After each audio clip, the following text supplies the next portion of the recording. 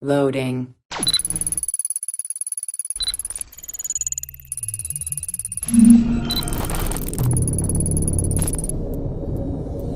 Welcome to Access the Animus. Hello everyone and welcome to a new video here on Access the Animus. As we briefly touched upon in our previous video, the presentation for Assassin's Creed Valhalla at Ubisoft Forward contained a new riddle featuring the Isu language, and today we're going to try and translate and interpret not only the sentences from the audio decryption that we already showed you, but also the one written on the stone/gate shown in the presentation. In the video, we're also going to prove how Muspelheim is now pretty much officially confirmed as the setting for at least one of the upcoming expansions for Year 2 of Valhalla, and we're also going to briefly discuss the potential repercussions of that on the First Civilization story. If you enjoyed the video, please consider liking it, subscribing to our channel and turning the notifications on so you won't miss any of our future updates. And with that out of the way, let's dive into our new translations of the Isu language.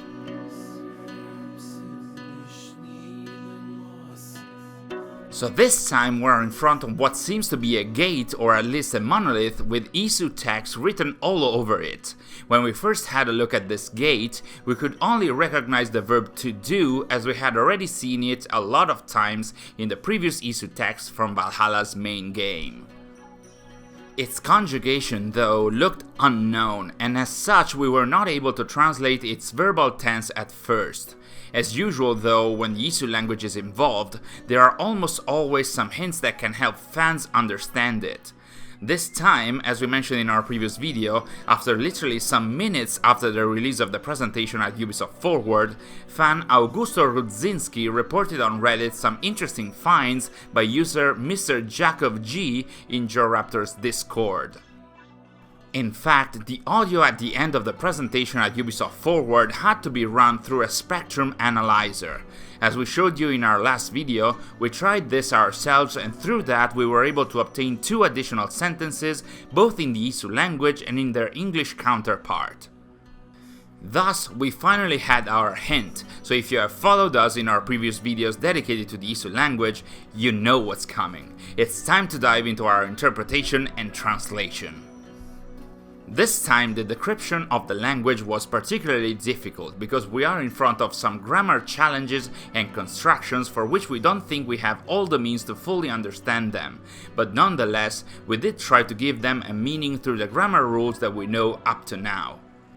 In the first sentence we can start by recognizing one word that we already know, that is truly, which we already know from the Serengeti file of the main game. Plus, as you can see and as we have learned in our previous videos, truly ends with this letter, which signifies the presence of an adverb.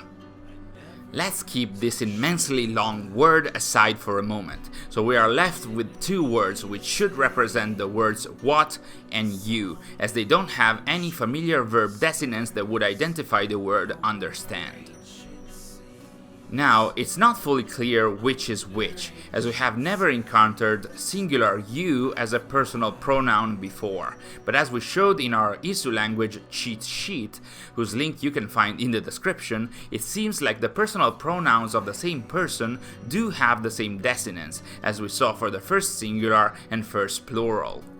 So, as we know that this is the Isu word for you as in plural you, and it has this desinence, then we can hypothesize that this is the Isu word for you as in singular you, making this other word as what. Moreover, this word has the same desinence used for the plural direct objects, as we saw in our Isu cheat sheet. So if we consider the word what like that, we could rearrange the sentence as you truly understand which things? Or it could be the other way around. This could be what, as we already have found a similar word with the meaning of what but with a different desinence in the Serengeti file in the game. So we have truly, we have you, and we have what. What we are missing is the verb understand, and we can only find it in the immensely long word that we previously put aside. Now, we do think that here some spaces are missing, and thus that, instead of having a very long series of letters, we might have 3 shorter words. We have learned from the game files that a verb in a present tense, as we have here with understand, should end with this letter, and as such, if we search for it in the long string of characters, we can suppose that the verb understand ends here. If this really is the verb we are looking for in the present tense, then we can guess that these letters might be the conjugation that indicates that the verb is in the second person singular, a desinence that we previously didn't know.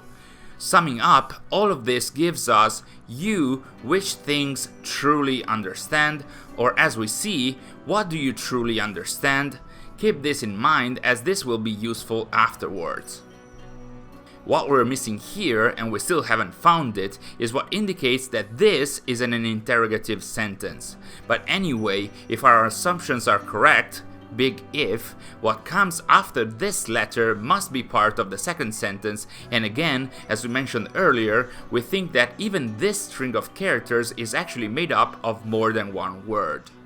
Looking at all the Isu characters for this sentence, we can immediately see 3 desinences indicating verbs, one of which we know from our previous videos, and it is to see. The other 2 are conjugated in the third person singular present tense, and as such they must be try and go/become. We think that this is try because, as we have learned from other files in the main game, the verb in the infinitive form, in this case to see, is always placed before the verb it depends on. Now, we currently can't find an explanation for the presence of this particle here. This is usually used to indicate infinitive forms, as is the case for to see, but in this case the verb try is conjugated, and so we think that there might be some grammar rule tied to the presence of this particle in this position that may or may not be related to the conditional tense of the sentence. Still, we have not enough knowledge to define a rule for it. And now comes the most difficult part of the interpretation. We can see this verb, which must be what in the translation is defined as go mad, but we are still missing blind and potentially would. Plus, we are not sure how to consider this verb. In some modern languages, there are verbs that translate go mad to a single word. In Italian, for example, we have impazzire, and as such, this single word could be intended as go mad. But following what we know of the language, the verb to go is translated differently, so this verb could have a slightly different meaning, like become, and as such, the word mad could stand as a subject complement.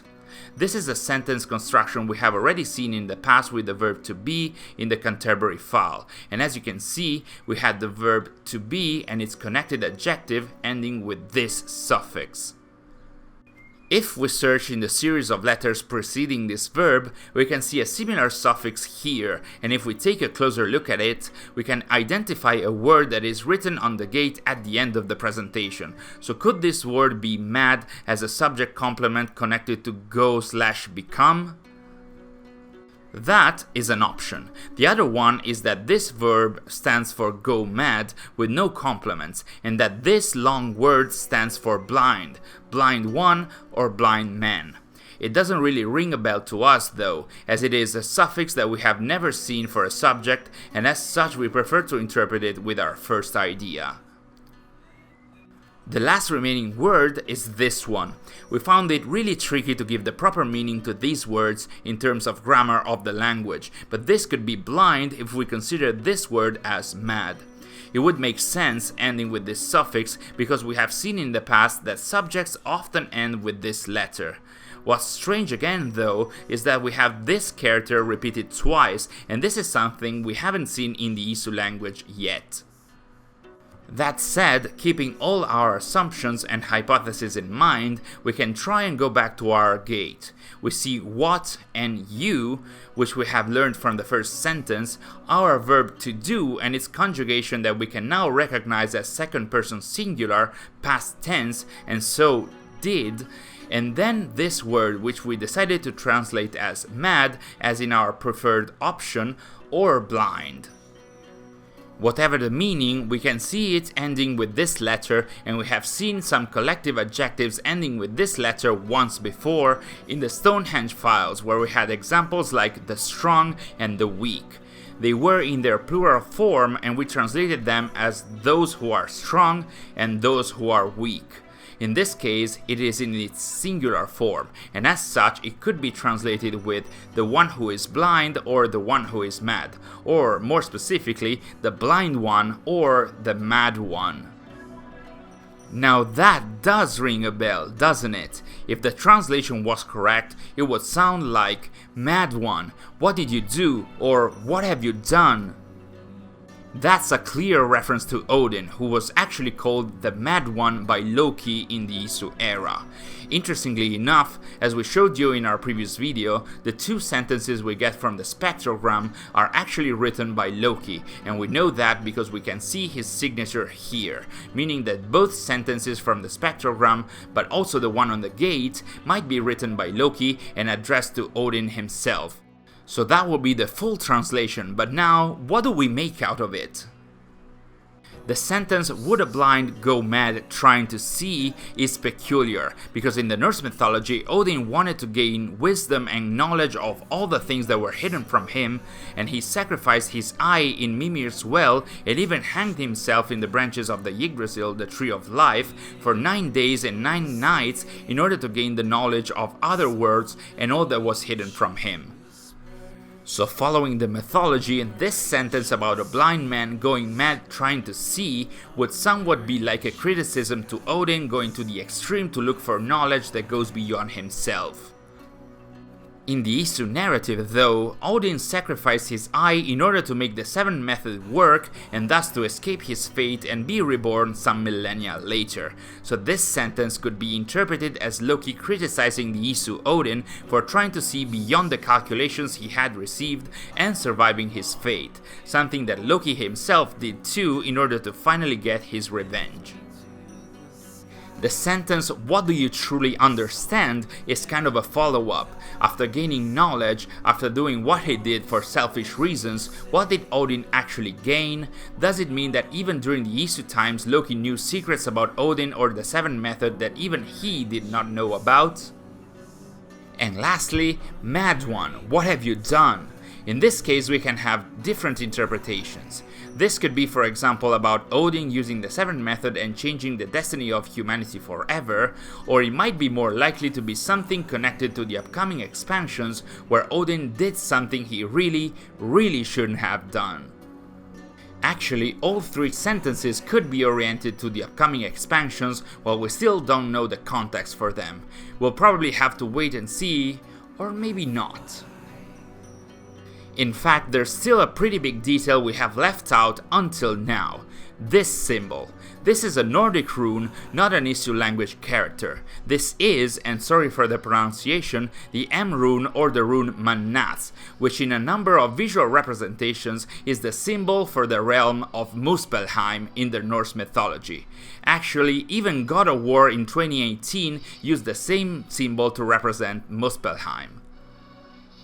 So what we have here is the first proper and basically official confirmation that at least one of the upcoming expansions for Year 2 of Assassin's Creed Valhalla will be a mythology-based one taking place in Muspelheim, and incredibly so, that's not all. As some other YouTubers like XJonathan and JV have already reported, former narrative director Darby McDevitt a few months ago kind of confirmed that the realm of Muspelheim within the Norse mythology would have corresponded to a group or faction of Isu people located in modern northern Africa. If that is actually going to be the case, and let's not set this in stone, the writers of the expansion could change that at any time, there might be some parallels between the characters and locations that we are going to witness in the DLC and the first civilization locations, characters, and messages that were shown in Assassin's Creed Origins. But again, it's really too early to know. And that was it for today's video. What do you think of our interpretation and translation of the Isu language sentences that appeared in the presentation for Assassin's Creed Valhalla at Ubisoft Forward? Also, what are your thoughts about Muspelheim? Are you interested in a dedicated DLC in another mythological world? Would you like to see more Isu language in this expansion and in the promotional material prior to that? Let us know in the comments below. Thanks for watching, and we'll see you in our next video.